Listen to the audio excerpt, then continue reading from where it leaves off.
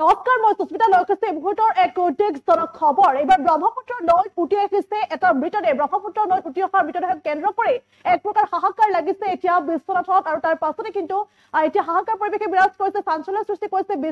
বিশ্বনাথত এই মুহূৰ্তত আমি সবিশেষ খবৰ লৈ আহিছো আৰু ব্ৰহ্মপুত্ৰত উটি আহিছে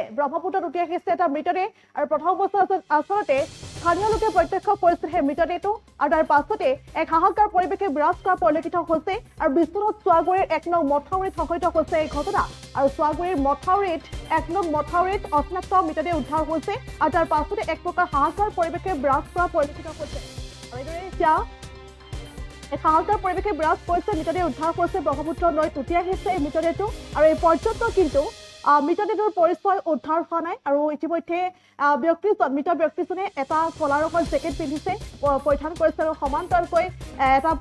পেণ্ট পৰিধান কৰিছে বুলি ইতিমধ্যে জানিব পৰা গৈছে আৰু মৃতদেহ উদ্ধাৰৰ পাছতে এক হোৱা পৰিৱেশে বিৰাজ কৰা পৰিলক্ষিত হৈছে আৰু ইতিমধ্যে ঘটনাস্থলীত উপস্থিত হৈছে আৰক্ষী বাহিনীৰ দল উপস্থিত হোৱা পৰিলক্ষিত হৈছে আৰু লগতে এই আচলতে পৰিচয় এই পৰ্যন্ত উদ্ধাৰ হোৱা নাই মানুহজন ক'ৰ পৰা আহিছে বা কোনে তেওঁক হত্যা কৰিছে বা কিহৰ বাবে তেওঁৰ এই ধৰণে অকাল মৃত্যু খাবতিবলগীয়া হৈছে সেয়া কিন্তু এই পৰ্যন্ত জানিব পৰা হোৱা নাই কিন্তু পৰৱৰ্তী সময়ত যিটো আৰক্ষী আহি উপস্থিত হৈছে ঘটনাস্থলীত পৰৱৰ্তী সময়ত তদন্ত যিটো অব্যাহত আছে পৰৱৰ্তী সময়ত পোহৰলৈ আহিব ঘটনাৰ সবিশেষ তথ্য আৰু পুনৰলৈ কৈছো বিশ্বনাথত অঘটন সংঘটিত হৈছে বিশ্বনাথৰ চুৱাগুৰিৰ 1 নং মথাউৰিত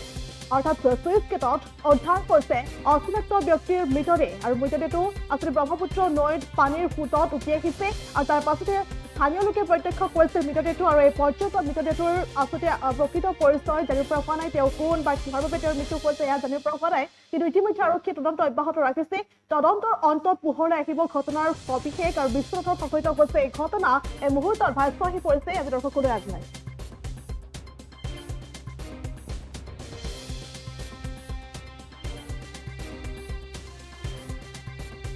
চুৱাগুৰি অন্তৰ্গত 1 নম্বৰ মাথাউৰি মূৰত চুইচগেট মূৰত মানে ডেড বডি এটা নদীত ৰখি থকা আমি পাইছোঁ ৰাইজে ৰাতিপুৱা মোক ইয়াৰ পৰা কোনোবা ফোন কৰিলে 2-3টা ল'ৰাই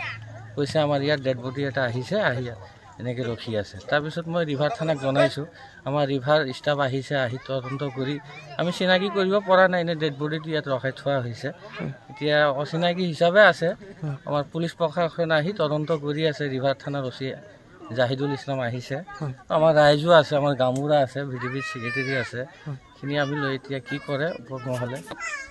7টা মানত ফোন কৰিছোঁ মই 6:30 আহি পাইছোঁ ছাৰক 7টা মানে পুৱা ভাগত গম পাইছোঁ ৰাতিপুৱা ইয়াৰ পৰাই ফোন কৰিছে আমাৰ 6টা বজাত ৰাইজে চাইছে ফোন কৰিছে আমি আহি চালোঁ